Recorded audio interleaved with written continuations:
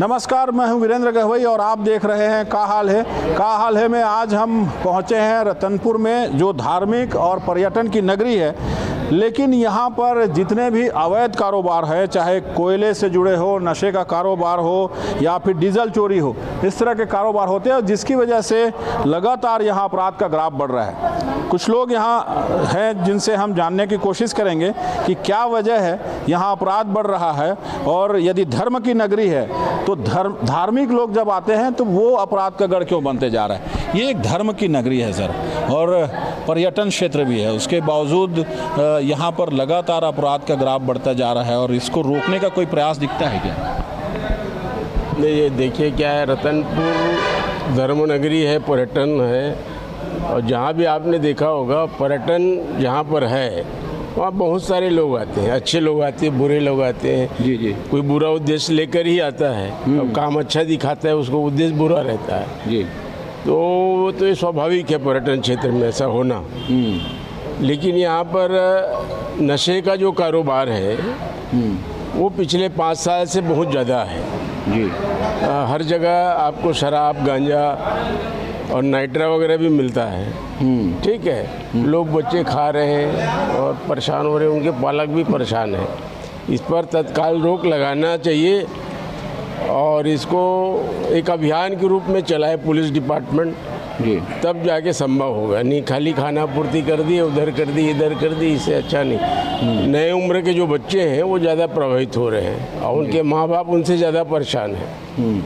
तो ये बात तो हमारे यहाँ भी है, और नगर पंचायत क्षेत्र में दारू जो है अवैध रूप से बिक रही, वो बिक रही है। लेकिन नगर पंचायत क्षेत्र से बाहर कलमीटार एरिया में जो शराब की जो सरकारी वो है, वो नगर पंचायत क्षेत्र में नहीं है जी, वो कलमीटार में आता है। वो उसको जब विरोध हुआ शायद यहाँ पर, तो जो शराब की दुकानें थी उसको रानी गांव क्षेत्र में, कलमीटार क्षेत्र में उधर शिफ्ट किया गया। लेकिन क्या ये काफ़ी है? जिस तरह से आप बता रहे हैं कि अवैध शराब का कारोबार हो रहा है, जो नाइट्रा है या नशे के इंजेक्शंस हैं, टैबलेट्स हैं, वो बड़ी आसानी से उपलब्ध हो रहे हैं, उनको रोकना चाहिए। नहीं, रोकने का काम तो पुलिस का है और पब्लिक का भी उसमें सहयोग होना चाहिए। यहाँ पर खंडोबा मंदिर के पास जो बस्ती है वहाँ हर टाइप का अवैध काम है, जैसे वो आपको भी मालूम है, पुलिस को भी मालूम है जी। उसका एक ही कारण है कि वो हमारे क्षेत्र के नहीं है। कहीं बिहार से आया है, कहीं और कहीं से आया है, और ड्राइवर लोग हैं। तो ड्राइवर लोग तो आपको मालूम कैसे रहते हैं, उनका क्या क्या संपर्क रहता है जी। तो अपने ट्रांसपोर्ट के साथ में अवैध व्यापार, अवैध काम, ये भी उनके साथ में चलते रहता है जी। तो यहाँ पर है, और ये हाईवे है जो इसमें डीजल का है, नाइट्रा का है, बाहर से लोग आते हैं नाइट्रा लेके, ऐसी जानकारी है जी। अब बच्चों को आपस में बेच के तुरंत चले जाते हैं। ये एक पर्यटन क्षेत्र है खूटा घाट, इसके अलावा जो कोयले का कारोबार है या जो पर्यटन का स्थल है, वहाँ पर भी काफ़ी लूटपाट की घटनाएं होती रहती हैं। जैसा बता रहे कि बाहर के लोगों की आवाजाही है, दूसरे राज्यों से लोग आते जाते हैं, जिसकी वजह से अपराध बढ़ता जा रहा है। इस पे कुछ प्रयास दिखता है प्रशासन का? प्रशासन तंत्र पूरी तरह यहाँ नाकाम है। क्या है, जब से यहाँ पर नेशनल हाईवे बना है, कई राज्यों की गाड़ी आती है, बड़े पैमाने में डीजल का हेरा फेरी करते हैं। कोयला का चूँकि यहाँ पर से बुड़बुड़ नया खदान खुला है, तो वहाँ से मात्र 15 किलोमीटर है। कलेक्टर साहब के संज्ञान में बात लाया गया था कि कोई भी माइंस से 15 किलोमीटर नहीं, 25 किलोमीटर के दायरे के बाद ही कोयले का काम किया जा सकता है। लेकिन आप देखेंगे कि रतनपुर और रतनपुर के पहले बेलतरा, तो बेलतरा से लेकर रतनपुर के बीच 7, 8, 10 कोयले का छोटा छोटा लोग काम करते हैं। और पुलिस प्रशासन का इसमें पूरा सहयोग है, माइनिंग का पूरा सहयोग है, कोई कहीं पर कोई अंकुश नहीं है। अगर आप शिकायत भी करोगे, वो छापा मारने आते हैं, उसके पहले उनको पता चल जाता है और उस दिन वो काम बंद कर देते हैं। ये सत्य है। आप अभी भी जा सकते हैं, यहाँ के कोई भी डिपो में जाएंगे, बड़े पैमाने पे यानी कोयले का डिपो का वो काम लिए हैं, लेकिन वहाँ पर आपको पत्थर मिलेगा, बड़े पैमाने में रेत मिलेगा, मिक्स करके पूरा मतलब अफरा तफरी का काम करते हैं, और प्रशासन को बड़े पैमाने में इसमें पैसा जाता है। क्या लगता है कि जो जिस धर्म की नगरी की वजह से लोग इसको धार्मिक आस्था का केंद्र मानते हैं और अमूमन प्रशासन थोड़ी ढिलाई बरतती है, उसका फ़ायदा उठा रहे हैं अपराधी। प्रशासन को यहाँ पर विशेष ध्यान देना चाहिए, क्योंकि बिलासपुर शहर से लगा हुआ रतनपुर, जिसको मेरे ख्याल से पूरे बिलासपुर शहर में अगर घूमने के नाम से या पर्यटन के नाम से या धार्मिक जगह के नाम से अगर पहला कोई पसंद है शहर वासियों का, वो रतनपुर है।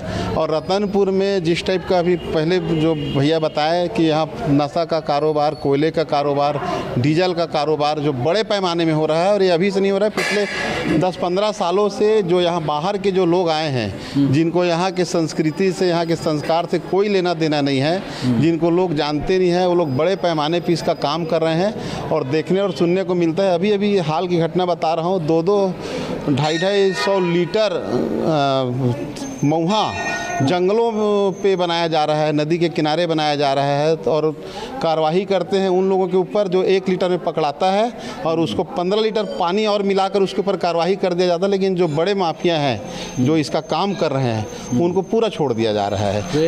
अभी की घटना ले लीजिए रतनपुर में तंग किसको किया जा रहा है? ट्रैक्टर वालों को।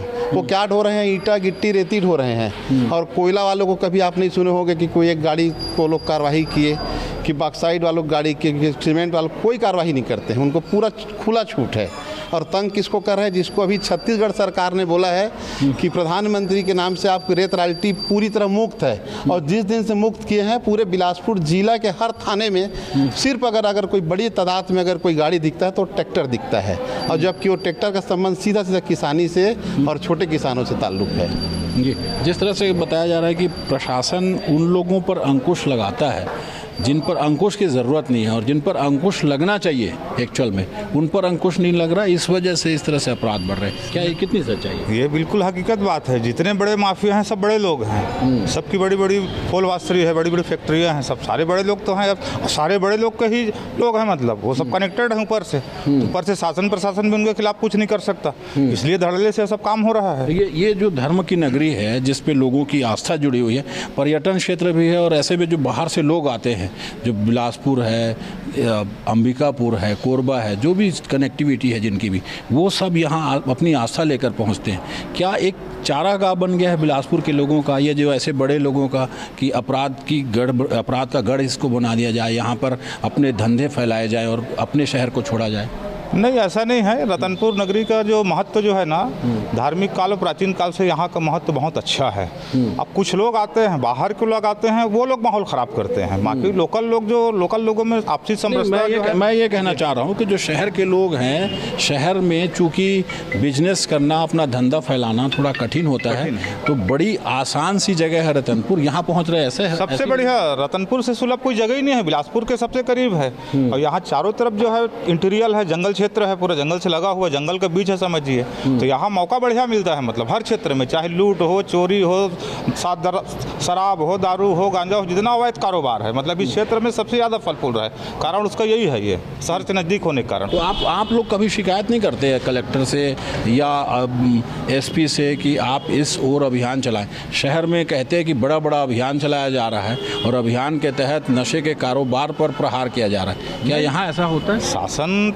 प्रशासनिक अधिकारी तो पूरा सक्रिय हैं, कर रहे हैं अपने हिसाब से, लेकिन जो बड़े कारोबारी हैं, बड़े जो अपराध करते हैं, वो लोग बच जाते हैं। इसमें छोटे छोटे जो चिल्लर लोग हैं ना, वो लोग सामने आ जाते हैं, बच जाते हैं। उनका पकड़ है प्रशासन में, शासन में, तो वो लोग बच जाते हैं, बड़े लोग। बाकी छोटे लोग सब सामने आ जाते हैं, जिनकी कोई वजूद नहीं है, वो चिल्लर दूसरे कहने पर काम करते हैं। वो धर्म की नगरी जो ये शहर है रतनपुर है, और यहाँ पर्यटन भी केंद्र हैं।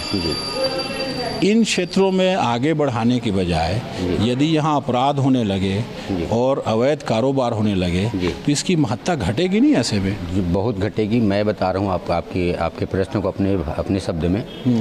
जैसे जैसे रतनपुर का अपना युग आया और गया, जैसे जैसे यहाँ का सत्ता संभाले राजतंत्र के ये समय में, उस टाइप के यहाँ का नाम भी पड़ा।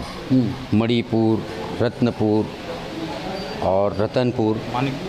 अभी वर्तमान में हमारे स्थानीय कुछ जिम्मेदार नेतागण और शासन प्रशासन के जितने भी लोग हैं, इनकी मेहरबानी से अब जस्ट बहुत जल्दी से जल्दी इस रतनपुर का नाम पड़ने वाला है खत्मपुर, क्योंकि इनके इनके ही सारे लोगों की मेहरबानी है जो रतनपुर में आज घटना घटित हो रही है। ये लोग अगर एकजुट होकर के अगर रतनपुर को अगर साफ़ करना चाहें तो बहुत बड़ी बात नहीं है, बहुत मुश्किल बात नहीं है। ये मेरा गांव, मेरा जन्मभूमि, मेरी मिट्टी है। यहाँ किसी बिलासपुर वाले या बिहार वाले का क्या चलेगा, लेकिन यहाँ वोट बैंक की राजनीति चलती है। रतनपुर में आपने उस टाइम में कहा कि ये रतनपुर राजनीतिक चारागाह बन गया है। यहाँ सिर्फ जैसे कोई भी आएंगे उनके सत्कार में लगे रहते हैं, बाकी रतनपुर के स्थानीय यानी अपने स्वयं के विकास को विकास मानते हैं यहाँ के राजनीतिज्ञ लोग, और रतनपुर के बारे में कोई ज़्यादा सोच नहीं है। हम लोग रतनपुर को नशा मुक्त के का अभियान चलाए थे सन 2016 में, 16 मार्च को, और वो बहुत बड़ा मुद्दा बना था। आबकारी के विरुद्ध हम लोगों ने यानी आबकारी के जो गुंडे थे वो लोग हमको मतलब मार पीट करके घायल कर दिए थे, पूरा न्यूज़ चला था। तो हम लोगों की मांग थी कि रतनपुर से 25 किलोमीटर सरकमफ्रेंस में कोई भी प्रकार का नशा ना हो, लेकिन यहाँ 15 वार्ड में कम से कम कुछ नहीं तो 150 अवैध दारू का वो चल रहा है, कारोबार चल रहा है। यदि कोई भी आदमी, आम आदमी जाके थाना में रिपोर्ट करेगा तो वो जो रिपोर्ट करता के ऊपर कार्रवाई कर देंगे, लेकिन वो जो कोचिया है दारू बेचने वाला उसके प्रति नहीं करेंगे। हम लोगों ने रतनपुर के नाम से कोई अलाटमेंट नहीं है, मतलब आबकारी का कोई यहाँ पे लाइसेंस दुकान नहीं है, लेकिन रतनपुर को दारू परोसने के लिए, नशा परोसने के लिए, रतनपुर को बर्बाद करने के लिए आसपास कहीं भी लाइसेंस दे देते हैं। हमने नवा गांव में सारा उनका मतलब कमी बेसी बता करके प्रशासन को दिखाया था कि आपने जो नियम आप ही की आबकारी का नीति है उस हिसाब से आप नीति का बिना पालन किए वहाँ पे दारू भट्टी खोल दिए। जब पकड़ में आई बात तो सब कुछ छिछिलेदा हुआ, तो वहाँ को बंद करके यहाँ पे रानी गाँव में ला के रख दिया है, रानी गाँव के नाम से।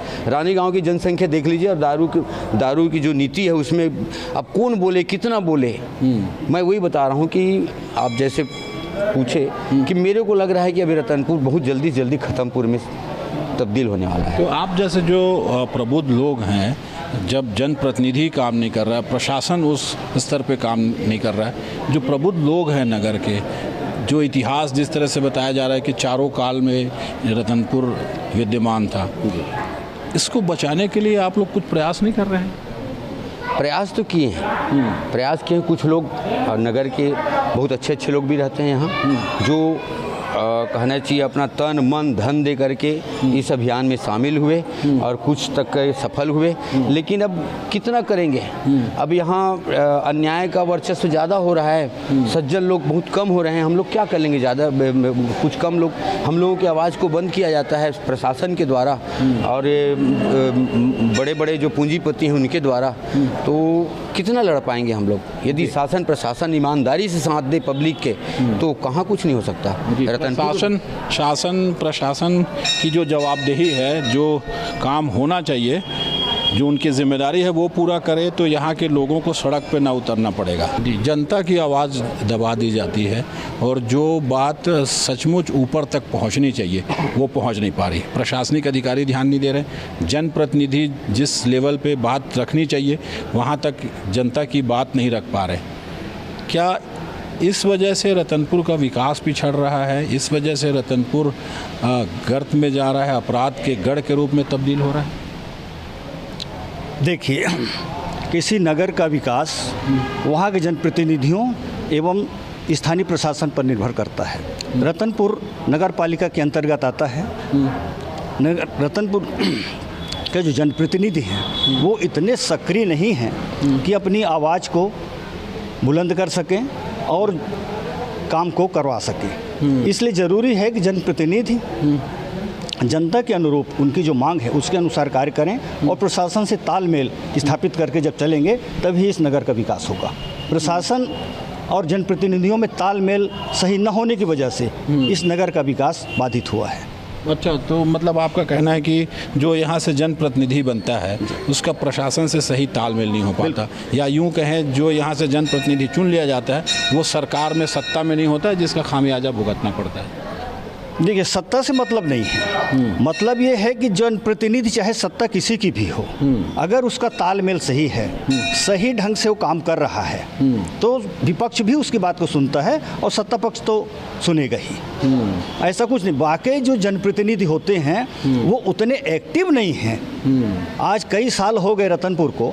रतनपुर एक पर्यटन धार्मिक नगरी रही है और हजारों साल तक छत्तीसगढ़ की राजधानी रही। ये पूरे देश में विख्यात है रतनपुर, लेकिन उसके अनुरूप यहाँ पर विकास कार्य न हो पाना, ये प्रशासन की उदासीनता और जनप्रतिनिधियों की उदासीनता तो है ही है। लेकिन प्रशासन की उदासीनता, जनप्रतिनिधियों की उदासीनता, उनकी नाकामी के अलावा जो यहाँ के लोग रहने वाले हैं उनकी भी नाकामी है, क्योंकि जब जनप्रतिनिधि चुनने का मौका आता है तो सही जनप्रतिनिधि चुन के भेजना चाहिए ना। यही कारण है कि आज तक सही जनप्रतिनिधि का चुनाव जनता स्वयं नहीं कर पाती है। इसके साथ कई कारण होते हैं। कुछ तो जातिगत कारण है, कुछ राजनीतिक कारण है, सामाजिक कारण है, बहुत सारे कारण हैं जो लोभ, लालच, दबाव या अन्य कई कारणों से जनता सही जो नेतृत्व कर सके उसका चयन नहीं कर पाती है। जी, जनता सही प्रतिनिधि नहीं चुन पा रही है और इसका खामियाजा या इस नगर को भुगतना पड़ रहा है। जो यहाँ के लोग हैं, जो यहाँ के रहवासी हैं, जिनको मूलभूत सुविधाओं की दरकार है, वो तो मिल नहीं रही है। उसके अलावा जो बिलासपुर के लोग हैं, जो बड़े उद्योगपति हैं, वो अपना उद्योग लगाए हैं और उनका खामियाजा भुगतना पड़ रहा है यहाँ के लोगों को। किस तरह की तकलीफ है? वैसे तो यहाँ बड़े लोग ही फल फूल रहे हैं और रतनपुर तो सदियों से मतलब ऐतिहासिक नगरी माना जाता है। वास्तविक कहा जाए तो रतनपुर में अभी राजनीतिक शिकार हो रहा है रतनपुर। इसी कारण से यहाँ के आर्थिक विकास और जो अपना विकास है नहीं हो पा रहा है रतनपुर का। और अभी बोले कि जनप्रतिनिधि उदासीनता नहीं, जनप्रतिनिधि तो सही है, अपने क्षेत्र में आवाज़ उठाते हैं जनप्रतिनिधि, परंतु ऊपर वाले जो है सुनते नहीं हैं। इसी कारण के आज रतनपुर पिछड़े वर्ग में गिना जाता है। तो विकास कैसे होगा ऐसे में? फिर जनप्रतिनिधियों की बात नहीं सुनेंगे, वो अपनी बात रख नहीं पाएंगे, तो फिर कैसे विकास होगा? वैसे तो कहना ये है कि लेकिन विकास के दौर में आज 0% में है। जी, क्या वजह है, क्यों नहीं हो रहा है विकास रतनपुर का? विकास केवल जनप्रतिनिधियों की वजह से नहीं हो रहा है। जनप्रतिनिधि अच्छे लोग नहीं आ रहे हैं, वहाँ बात तो रखते हैं, लेकिन प्रशासन में जैसे परिषद है, नगर पालिका में प्रशासन में बात रखेंगे, लेकिन उसका बात सुनाई नहीं करते जो हेड बैठे हैं अधिकारी। तो इन लोगों को चाहिए जनप्रतिनिधियों की जनता को लेकर चले, क्योंकि जनता ने ही उसको चुना है। ये बताइए कि यदि इस शहर का विकास होना है, यहाँ को धार्मिक नगरी और पर्यटन केंद्र के रूप में विकास करना है, क्या सुनवाई नहीं हो रही क्या सचमुच यहाँ के लोगों की? नहीं, देखो, अपन सुनवाई तो होगी, अपन जब जाएंगे अपन मांगेंगे तभी तो कोई चीज़ देगा ना। हमारी सोच बड़ी होनी चाहिए, हमारी सोच ब्रॉड होना चाहिए कि भाई रतनपुर क्या हो सकता है। ये इको टूरिज्म में शामिल है, पहले पर्यटन के नक्शे में नहीं था ये, ठीक है। तो पिछले कार्यकाल में मैं पर्यटन सलाहकार रहा, तो इसको मानचित्र में लाया गया, फिर इको टूरिज्म में लाया गया और यहाँ 2.5 करोड़ रुपए यहाँ खर्च हुए हैं। चाहे वो लखनी देवी का सेट का मामला हो, चाहे सीसीकरण का मामला हो, बिकमा तालाब का उन्नयन हो, ऐसे मास्क लाइट लगे हैं 2 जगह 3 जगह, ये सब लगा हुआ है। अब यहाँ पर मेन कारण ये है, नेतृत्व में जो आता है उसको इंटरेस्ट ये सब काम में नहीं रहता, वो दूसरे काम में लगा रहता है ज़्यादा। और अपन जाएंगे, चाहे शासन कोई हो, सत्ता किसी का हो, यदि हम जाएंगे और मांगेंगे तो हमको मिलेगा, ये तय है। जी, हमारे पास प्लानिंग अच्छी होनी चाहिए। जी, प्लानिंग अच्छी होगी और आपकी बात सही व्यक्ति तक पहुंचेगा तो ये जो अपराध के गढ़ के नाम से रतनपुर की पहचान है वो तब्दील हो जाएगा, पुराने संस्कृति यहाँ पे आ जाएगी वापस। मेरे को तो एक कारण इसका ये भी लगता है भैया कि जैसे हमारे जो चुने हुए जो जनप्रतिनिधि हैं, जो संसद और विधायकी वहाँ बैठते हैं, क्षेत्रीय नहीं होने की वजह से भी एक कारण ये लगता है। रतनपुर का पिछड़ेपन का कारण है जो है अपराध के हो रहा है। यहाँ का कोई भी चुना हुआ जनप्रतिनिधि, जैसे पिछले 25 सालों से मैं सक्रिय राजनीति में हूँ, तो मैं कभी किसी विधायक को रतनपुर के लिए कोई बड़ा काम के लिए यहाँ अपराध के लिए मैं विधानसभा में बोलते नहीं देखा, या मैं सांसद को यहाँ के बारे में बोलते नहीं देखा। और इन्हीं का चलता है ऊपर में यहाँ छोटे छोटे जो पार्षद चुने जाते हैं वो भी अपनी बातों को उनके साथ रखते हैं, लेकिन उनके बातों को उतना महत्व नहीं दिया जाता। तो उस स्थिति में रतनपुर का विकास, क्षेत्रीयता का भी एक अभाव अपन ये बोल सकते हैं। जैसे पर्यटन के बारे में अगर 20 साल से पर्यटन नगरी रतनपुर घोषित है और 2.5 करोड़ रुपये आया है तो बहुत शर्म की बात है। 2.5 करोड़ रुपये क्या होता है? एक वार्ड में 2.5 करोड़ रुपये खर्चा हो जाता है, और आप 20 साल से रतन छत्तीसगढ़ बनने के बाद यहाँ जो 2.5 करोड़ रुपये अगर आया है पूरे 5 साल में, तो बहुत ही छोटा अमाउंट है। यहाँ पर तो एक एक मोहल्लों में 2-2 2.5 करोड़ का भी, जैसे मैं थोड़ी देर की बात है कि मैं अभी दंतेवाड़ा गया था, और अभी की सरकार जो कॉरिडोर के नाम से सिद्ध पीठों के लिए जो बोले हैं, और सिद्ध पीठ में भी मैं दंतेवाड़ा जाकर देखा तो वहाँ 1 करोड़ का काम हो गया है, लेकिन यहाँ पर 1 करोड़ का 1 रुपया अभी तक नहीं लगा है, और मार्च में पैसा लेप्स हो जाएगा। तो ये इस टाइप का है। यहाँ उसका सिर्फ एक कारण मैं मानता हूँ कि स्थानीय या क्षेत्रीय जनप्रतिनिधियों का यहाँ से नहीं चुना जाना भी हमारे रतनपुर का पिछड़ेपन का कारण है। और इन्हीं के कलेक्टर, कमिश्नर, एसपी जो भी बड़े अधिकारी हैं वो सिर्फ इनका सुनते हैं। यहाँ के कोई जनप्रतिनिधि चाहे कुछ भी कर ले, यानी उनको अगर उनका कोई जाकर थाने में, तहसील में, नगर पालिका में अगर अपनी बात को रखता है तो ऊपर से उनके आकाओं का फ़ोन आ जाता है कि उनकी ना सुना जाए। जी बिल्कुल, जिस तरह से यहाँ के स्थानीय यदि कोई जनप्रतिनिधि ना हो उसका खामियाजा भुगतना पड़ रहा है। और साथ ही चूँकि ये बिलासपुर से लगा हुआ इलाका है, जो बड़े उद्योगपति हैं उन्होंने यहाँ उद्योग लगा रखे हैं और उनकी चलती है, और उनकी नियमों की अनदेखी करके वो अपना उद्योग चला रहे हैं, जिसकी वजह से यहाँ के लोगों को खामियाजा भुगतना पड़ रहा है। और ये रतनपुर जो है अपराध का गढ़ बनते जा रहा है। तो ज़रूरी है प्रशासन को और जनप्रतिनिधियों को इस ओर ध्यान देने की, ताकि इस धार्मिक नगरी की आस्था जो लोगों की बनी हुई है उसे बनाया रखा जा सके। कैमरामैन विकल्प तलवार के साथ वीरेंद्र गहवई, न्यूज़ 24 बिलासपुर।